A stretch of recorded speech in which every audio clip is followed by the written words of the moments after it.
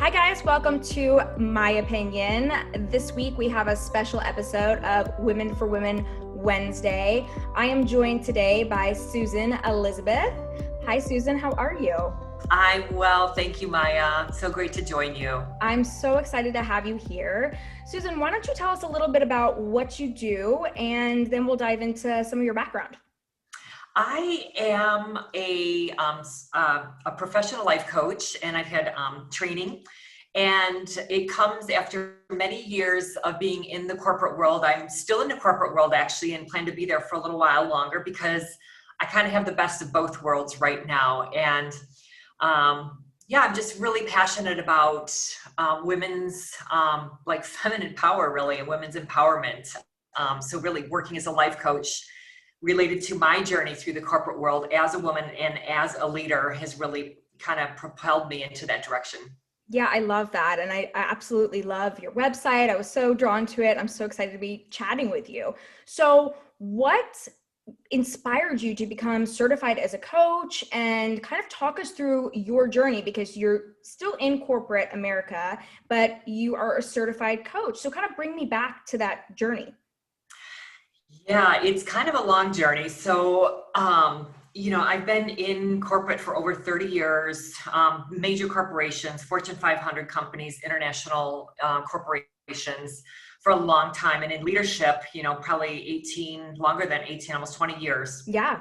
And most of it has been around, where being the feminine, most of it's been around the patriarchy. It's very male dominated field that I'm in. And it's been a great journey, but it's been rough at moments. It's been challenging at times. And when I was younger in my journey, I kind of felt like I had to, fit in. So I kind of had the disease to please. Like so many of us women, we're collaborators. We want to fit in. Oh my God, I love that. I love the disease to please. I'm so taking that from you, Susan. I love that. And it happened. Yes. I did that. And then as I, went forward in my journey, my career, I always felt like work really hard, prove yourself, they'll see my worth. And then I started what I call manning up. I had to man up to work hard, to prove myself, to go do. Yeah. And so I self-abandoned, and it was so, the years went by, I was exhausted, I was frustrated. And, I gave it all away to go prove myself worthy. And meanwhile, it served me great in the corporate world. I have a lot of responsibility, and I love what I do. But the thing is, I remember coming home several years ago at night, and I would always bring my work home with me. And I was sitting eating with my husband, and I was, eating fast, whole life is on fast forward. And my husband just looked at me and he said, Susan, I'm like 4 bites in and you're done with your meal. And let me tell you something, I don't report to you. And I'm like, what? Why are you saying this? And it was kind of like the first moment that I really realized, because I had been single for many, many years, and then, got married later in life, and just being with him, and he's French, so he really knows the art of pleasure and really being in the moment. And absolutely. He was an executive too. And, but boy, just hearing that was a wake up call. And so then the next morning I went into my office and I looked around and I went, oh my gosh, there are no fresh flowers in here. There's no pictures in my office. I literally had just become this person who just gave it all away to go achieve what I thought was success. And I just oh my gosh, second wake up call. Wow. Came up again and just started just crying. And I'm like, I'm done with this. There's no way I could go forward. And it really, just looking at myself in the mirror and just be like, who am I? Yeah. It was a good moment. It was actually it was such a gift, because I got to step back. My husband, we quickly, booked a flight over to Paris, and we spent time just eating and sleeping and wandering, what do you call fluttering, doing all the things that you hadn't been doing and being in the moment. Yes. Wow, you were able to that quickly go, okay, I need this time. I need to reset. And find myself again, right? I mean, you've abandoned yourself. Wow, that's amazing. Yes.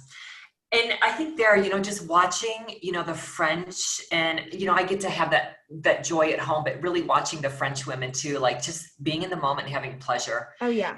And I'm like, wow, what can I learn from this? And going back I hired a life coach. I had a life coach, and I really like got to work doing my work at a deep level. Yeah.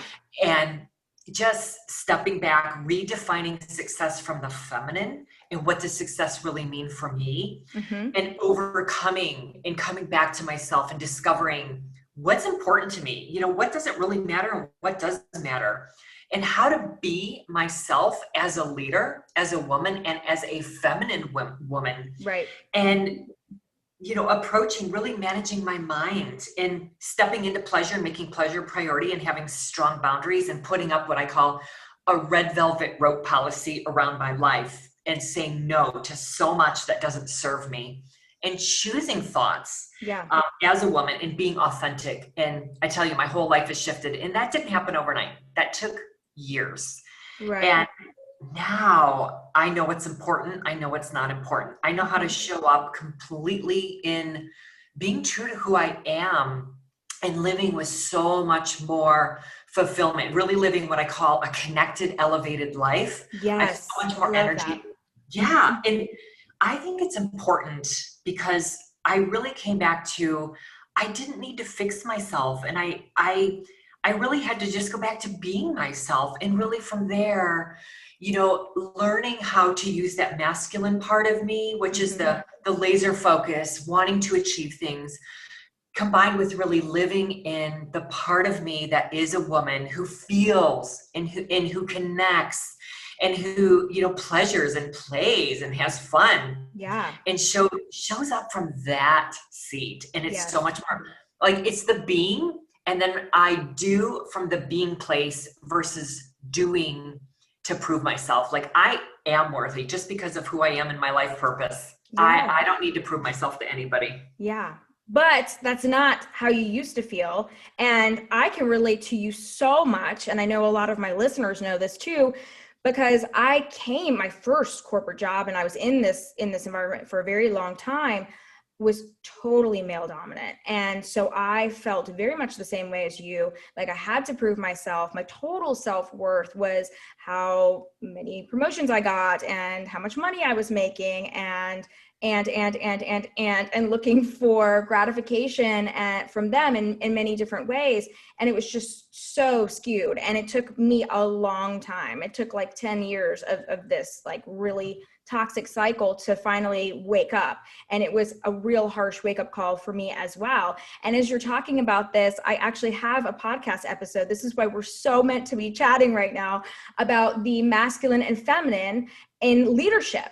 And I totally believe in this. And it's something I talked to my husband about too.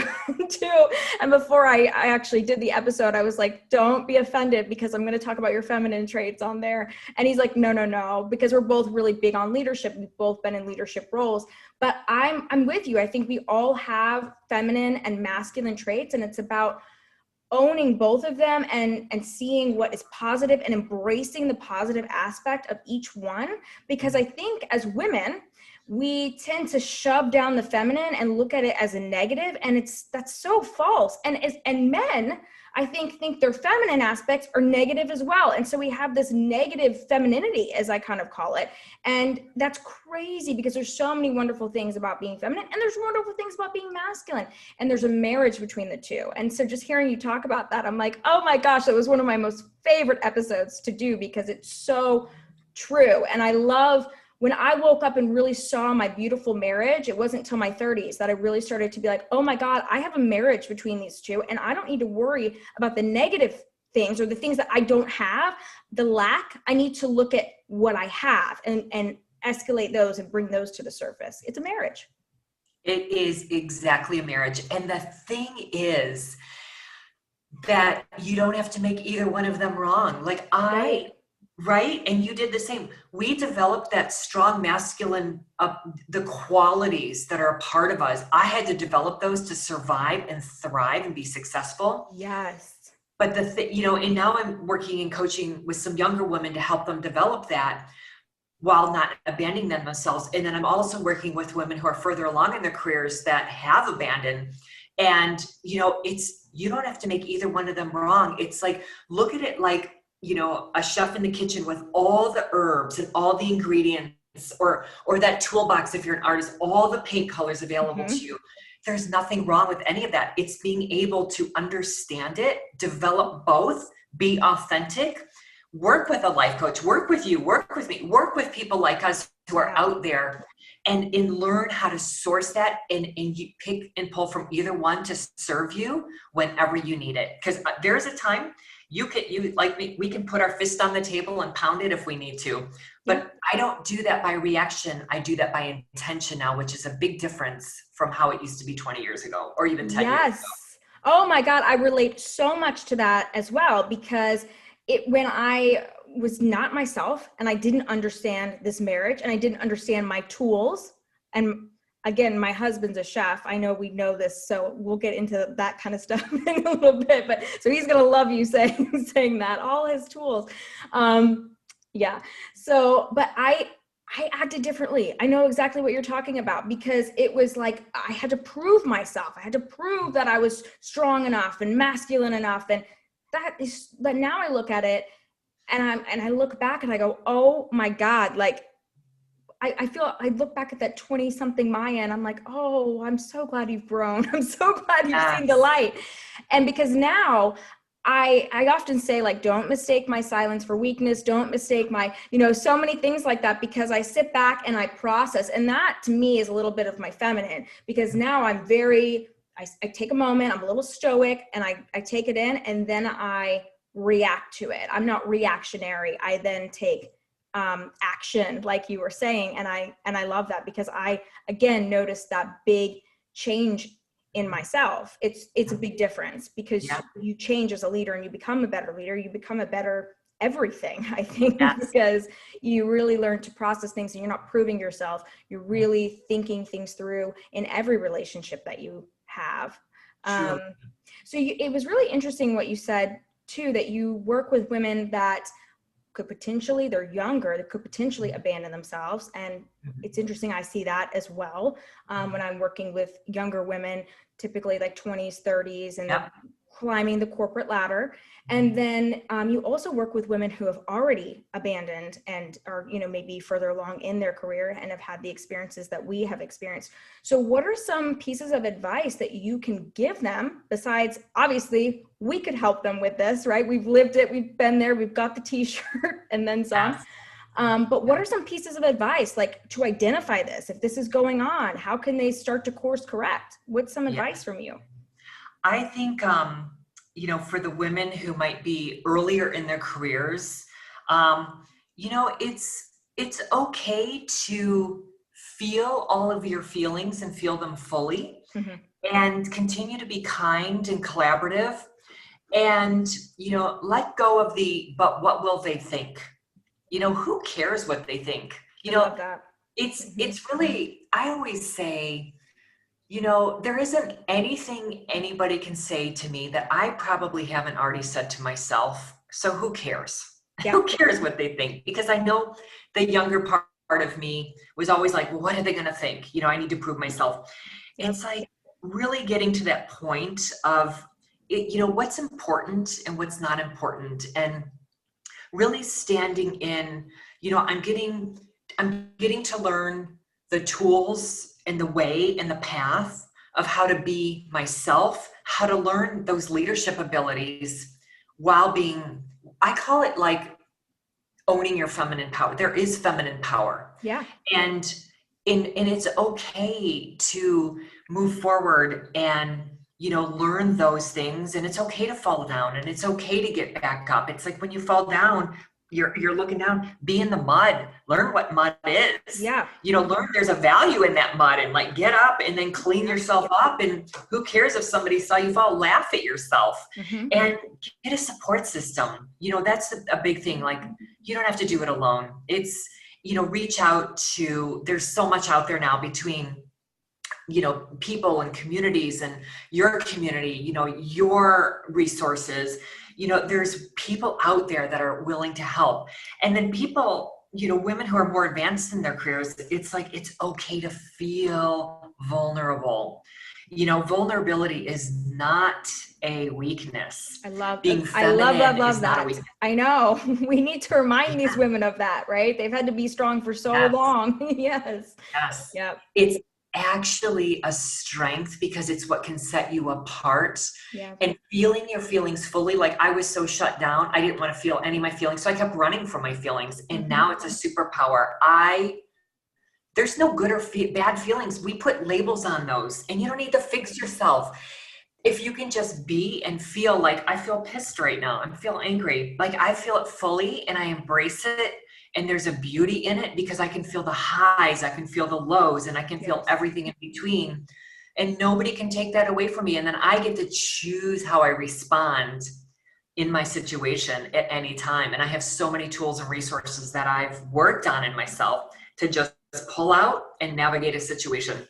So yeah, I think it's just those things, and just really stepping back and really learning how to manage your mind. Be the CEO of your own mind, because everything starts with a thought, and then any thought you choose then creates a feeling, which creates an action. Yes. Yes. 3 steps. You guys all know how I love a 3-step. So yeah, that is true. I mean, yeah, I definitely see that. And I think that's great advice for either the young executive starting out, or the young leader starting out, or women who are further along in their career, because yeah, we are taught, like, whether we are told that or it's just kind of shoved in our face in some way, not to feel, be very stoic and just kind of, take it in, and we're not really feeling everything. And I think it's really important, like you said, to really be vulnerable. And I love that you said that, because I really wasn't vulnerable until about 4 years ago. And when I started to get real and to get vulnerable, and I was not, this is not something I chose to do on my own. It was something that was kind of forced upon me. And then once it was forced upon me, I was like, okay, I'm doing this. You know what? Because it actually, even though it was really hard, the things that I was going through, I started to realize, okay, it's painful. This is hard, but I'm feeling really deeply. And okay, I can do this actually. And then it was really, and then I started the podcast too, and I started to speak my truth about things, and people were hearing my side about things. And that was a whole other vulnerable thing. And so I realized that people didn't judge me or think I was weak because of the things I was sharing. They thought I was brave. It was the exact opposite of the thought that I kept thinking. And then the action that I got to do down the road. And this has, stayed with me since 2017 now, because I did know that, I didn't know at the time, but now I know that it's empowering for me to be able to share my story. And I also loved what you said about fall down and just stay in that mud and figure it out from there, and really just look at that mud and say, okay, like, what are we doing here? And then move forward, because I just did a podcast about losing leaders, and how a losing leader is a winning leader, because they're not afraid to fall in the mud. So fall down and lose, because you're going to lose, you're going to screw up, you're going to do things the wrong way a lot more than you're going to win. And so when you know how to do that, you're going to grow, and you're going to know how to feel things and know how to evolve. And you're just going to have a great relationship with yourself. Like, I have a totally different relationship with myself now than I did all throughout my 20s, and just really trying to navigate and trying to be just perfect all the time, get everything right. And oh my God, like, I literally talk about this with you right now, Susan, and I'm exhausted thinking back on that time. You know what I'm saying? I know, right? Doesn't your body, like, my body just starts tensing up, and I'm like, oh my God, like, thank God that is not what I have to do anymore. And nobody has to do that. I know some women listening to this are like, oh, well, I had to, they just don't know the workplace. Trust me, I'm sure you and I have worked in some of those places. Oh, yes. Yeah. Oh, yes. Oh, yes. Oh my God. Like, we could spend all night sharing stories to give evidence. Oh yeah, no, I've sat in that boardroom. Oh no, Yeah. I've been on the firing line, and it's, yeah, there's no way now. No. Like, no way. No, there's no way. I live exactly who I am and put myself out there, and think of it. The benefit is people get to really know me and they get to really connect with me. I actually have more support being who I am as my authentic self and being open and sharing, like, I'm not okay with that. That doesn't feel good right now. And here's what I want to work through with you as a team, and help me out here. Let's all come together on this. And I mean, there's so many examples of that. But it is that it's excruciating actually to Yeah. open up and become vulnerable if you never have been. And It's like hard. you, It was there hard. it was Yeah. hard. Yeah. But on the other side of it, it is a powerful Mm-hmm. place to Mm-hmm. be. It is unshakable. It Unshakable. is, it is. And it changes every aspect of your life. And that's why I really loved that you shared in the beginning what your wake up story and like your turning point when it was you sitting down with your husband and he's like, I'm not your employee. Like, this is crazy. Like, what's going on here? Because I got married in my 30s. I didn't get married in my 20s. I was a career girl. I'm like, no, I waited. I'm glad I did. I'm not saying that that's, everyone has their journey. That's okay. But I noticed that because I'm authentically myself and I went through a lot of this journey, the way I communicate and the way that I just have my relationship and the way that I'm able to every relationship, but especially my marriage, there's no question of where I stand or how I feel ever. So I think it's a good thing. But I'm always authentically myself. I don't feel like I've ever abandoned myself in any aspect of my life, which is incredible. It's an incredible feeling because if my job isn't working for me, I'm not going to stay. And if my relationship isn't working for me, I'm not going to stay. But I didn't go into this relationship without being authentically myself, which is huge. And so, that you've got to get to that point. But, sometimes people are able to grow together, which I think is another story for a different day. And I think that's incredible. But that's how life-changing, becoming vulnerable and raw and really falling in the mud. I mean, I don't know if I fell in the mud. I think I might have fallen to the middle of the earth. It was so low. It was really dark, Susan. Yes. So, and it was on quite it was on platforms that were pretty public. And so it was really tough. So pulling myself out of that and being raw and vulnerable, I mean, I wouldn't change it for the world. I really Yes. wouldn't. Yeah. Yeah. And the thing is, when you have those experiences and you have those kind of aha moments and you do your work and you come back to yourself, there's a place within you that knows and that you trust. Like, I trust myself. I'll trust that no matter what comes my way, I'll figure it out. And if I don't know how to figure it out, I'll reach out to my life coach or I'll reach out to my friends. Yes. And it's that knowingness and it's that trust, and knowing, like, what, but at the end of the day, I really do know that the universe has my back at the same time too. Like, Yes. life happens for me, not to me. It's Yes. it's that simple.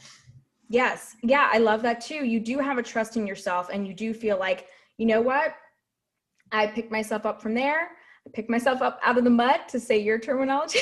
I can do anything from here. And I really, truly feel that way as well. And building that trust within yourself, you've got to have that before you can really go with anything else. Your career, your relationships, to be fulfilled in any aspect, it starts all within yourself. And I learned that lesson and you did too. And I think that's, incredible and invaluable. Yeah, truly. Yeah. And also, for the listeners as well, it's like you don't have to do it alone. You don't have to feel stuck. You don't have to feel like you're not living your best life or your most authentic self. Mm-hmm. It's like, there's a whole bunch of us out there that want to help out, want to support each other out in the world. Mm-hmm. Yeah. And I think that's, super important. That's why I've built, Facebook communities. I've built, on Instagram, they don't have that yet, but Facebook communities, things like that. Do you have any communities or anything that women can get or join or be a part of, Susan? Do you have anything like that? Yeah, truly, truly. Yes. I actually have on my website. So if you go to susanelizabethcoaching.com, I have my website there, and I just started my own Facebook community too. So I have a community of women that will do group coaching. I'm going to start a monthly membership program. I do one-on-one coaching with a lot of people.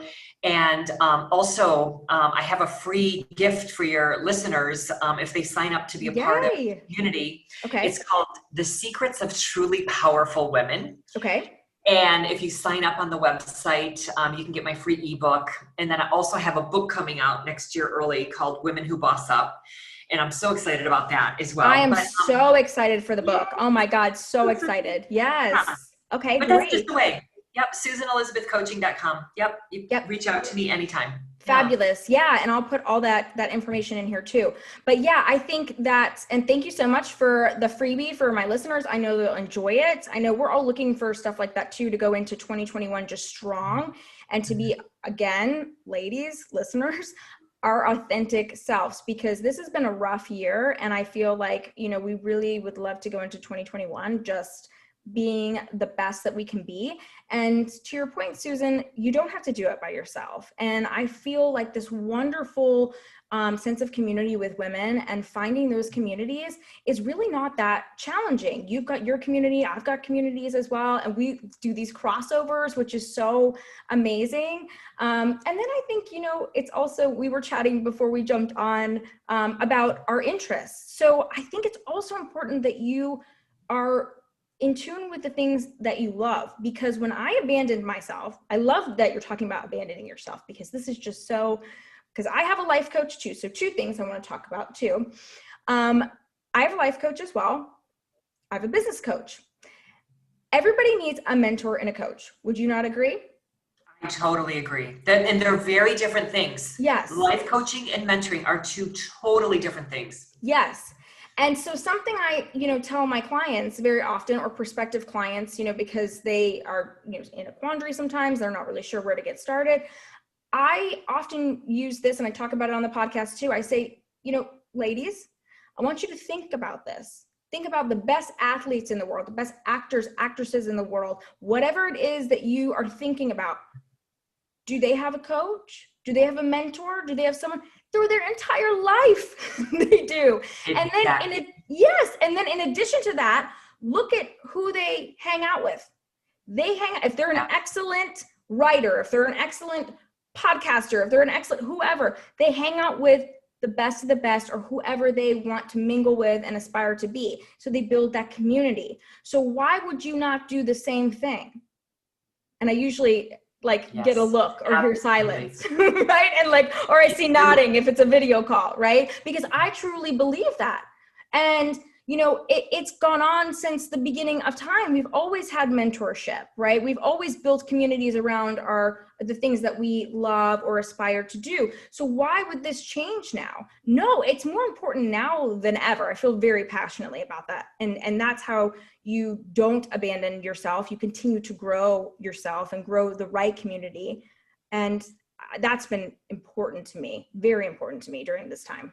Yeah, what you said is so spot on. You are so right about that. And it is true. Everything you just said, absolutely. Absolutely. Yeah. Yes. Yeah. And one more thing I think about when I just really abandoned myself, because I worked probably just like you, crazy hours, how you were describing.